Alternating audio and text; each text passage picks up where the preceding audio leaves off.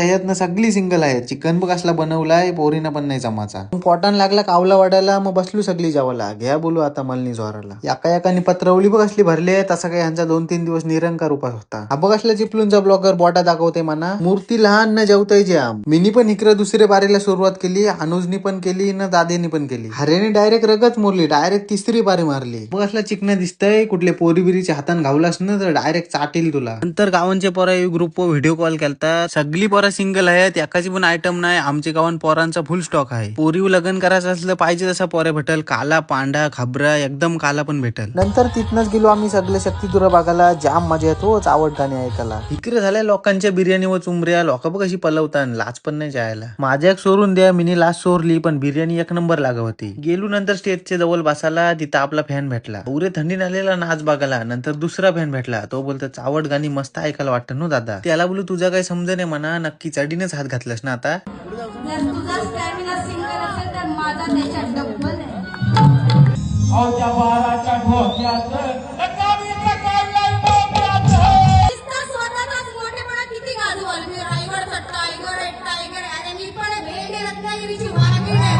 तुझा असा तेल काढी समजला काय रातभर कुत्रीसारखी लावशील